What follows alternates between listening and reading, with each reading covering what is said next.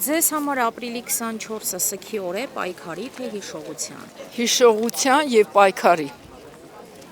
հանուն մեր արմատների, հանուն մեր հայ ազգի։ Ես ինքս մշեցու թոռ եմ, ես բավականին շատ լսել եմ իմ տատիկ պապիկներից ամբողջ պատմությունը, իրական պատմությունը, և այն անձինք, ովքեր փորձում են ժխտել մեր հայոց ցեղասպանությունը, ամոթ իրենց,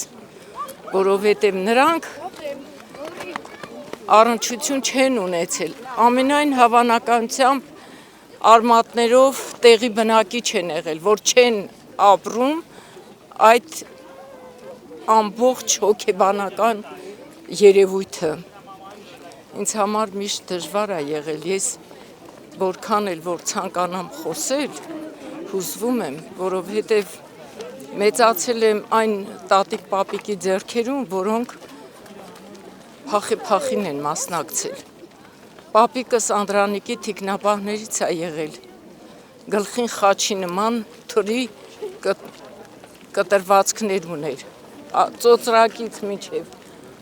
ճակատը և մի ականջից մյուսը, ես երեխա եմ եղել, շոշափել եմ, տեսել եմ,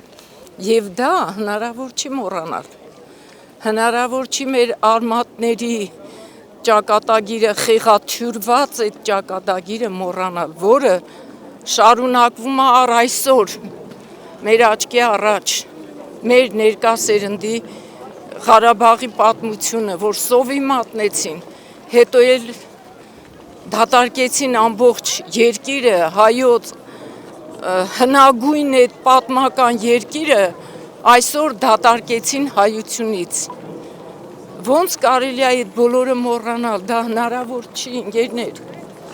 դա մեր ազգին երբևէ պատիվ չի բերի, մեր երիտասարդ սերունդը շատ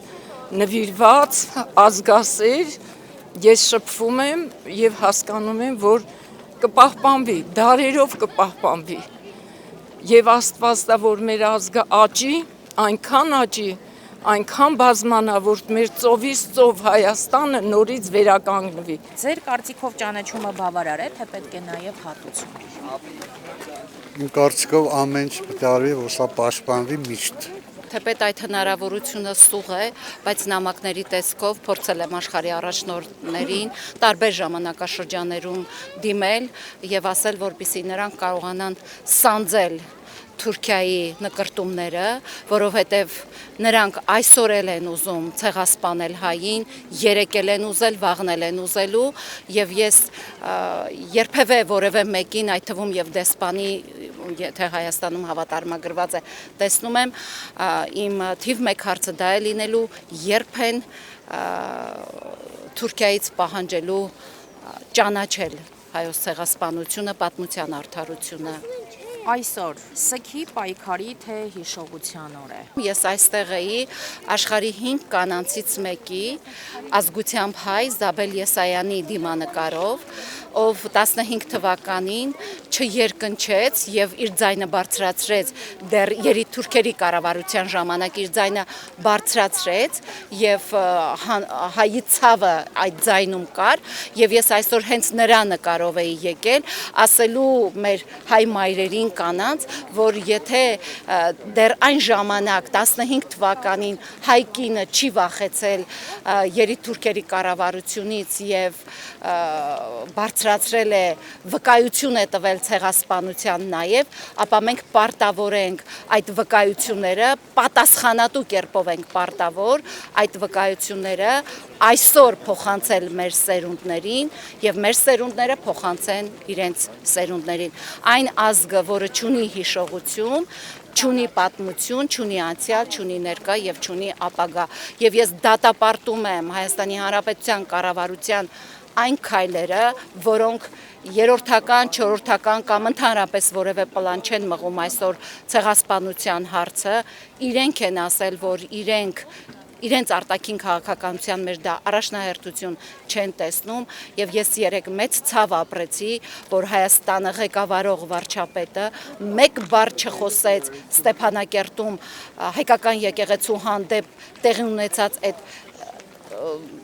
հուշակոթողի սպանության, հուշակոթողի վերացման մասին, բայց մեծ ցավ ապրեց իր հետևից Ալեն Սիմոնյանը, մեծ ցավ ապրեցին Թուրքիայի դրոշը մեր ոտքերի տակ տեսնելու կամ այրելու հարցում։ Ես դատապարտում եմ եւ Հայաստանը կարծում եմ պետք է ունենա ազգային իշխանություն, որովհետեւ այս տարածաշրջանում եթե մենք չենք ունենա այդ ազգային իշխանությունը, մենք դատապարտված ենք լինելու չլինելու։ Ինչ էր ասում այս իշխանությունը 21 թվականին, ասում էր գալիս ենք Շուշիի եւ Հադրութի դեօկուպացիայով, ես առաջնորդվում եմ մարդու անցած ճանապարհով, գեներով, հայի տեսակով եւ ուզում եմ ես այդ մարդուն տեսնեմ, ով կգա եւ իր առաջին հերթին կբարձրացնի Հայաստանի անվտանգությունը, մարտունակությունը, հետո եւ տնտեսությունը։